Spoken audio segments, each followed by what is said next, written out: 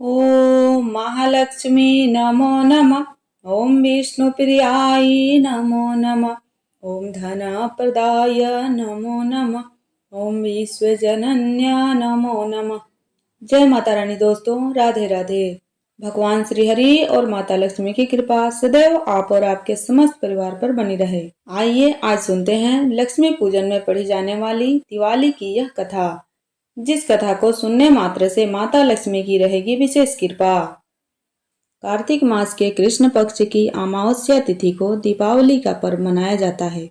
इस साल 31 अक्टूबर 2024 को यह पर्व यानी कि कल गुरुवार के दिन यह पर्व मनाया जाएगा और इस दिन माता लक्ष्मी का पूजन किया जाता है। तो आइए कथा शुरू करते हैं। दीपावली के दिन माता लक्ष्मी का पूजन किया जाता है। लक्ष्मी पूजन करने के बाद दिवाली की कथा अवश्य सुननी चाहिए। किसी नगर में एक साहूकार रहता था। उसकी एक बेटी थी। वह रोजाना घर के सामने लगे पीपल के पेड़ पर जल चढ़ाती थी। उस पीपल में लक्ष्मी जी का वास था।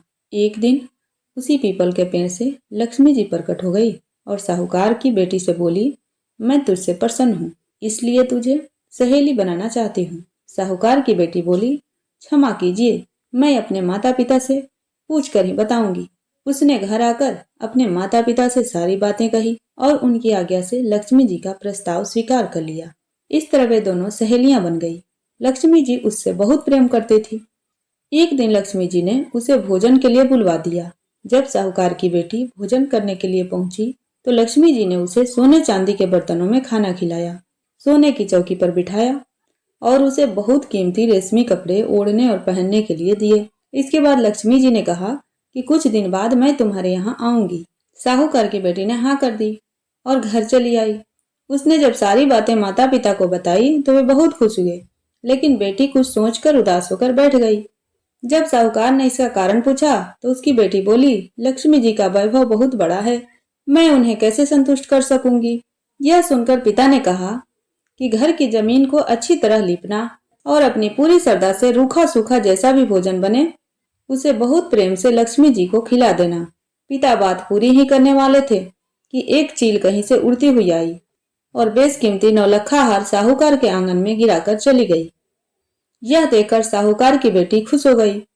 उसने पिता की बात मानी और घर को सुंदर तरीके से सजाया, जमीन की सफाई लिपाई की। चील ने जो हार उनके घर में गिराया था उसे बेचकर लक्ष्मी जी के लिए अच्छे भोजन का इंतजाम किया। उन्होंने सोने के चौकी और रेशमी दुशाला खरीदा। जब लक्ष्मी जी घर आई तो साहूकार की बेटी ने उन्हें सोने की चौकी पर बैठने को कहा। इस पर लक्ष्मी जी ने कहा, इस पर तो राजा रानी बैठते हैं। इतना कहकर वह साफ जमीन पर ही आसन बिछाकर बैठ गई और बहुत प्रेम से भोजन किया। वह साहूकार के परिवार के आदर सत्कार से बहुत खुश हुई और उनका घर सुख संपत्ति से भर गई। हे लक्ष्मी माता, जिस तरह आपने साहूकार के परिवार पर अपनी कृपा बरसाई, उसी तरह सबके घरों को सुख संपत्ति से भर देना।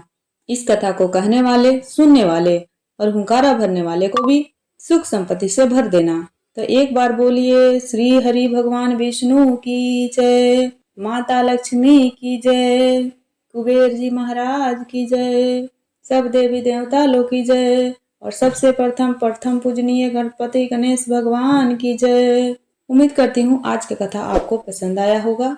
यदि पसंद आया हो तो वीडियो को लाइक कीजिए और चैनल को सब्सक्राइब कर लीजिए, जिससे कि हमारे चैनल पे आया हुआ प्रत्येक नोटिफिकेशन आपको सही समय पे उपलब्ध हो सके। तो मिलती हूँ अगले वीडियो में, तब तक के लिए राधे राधे।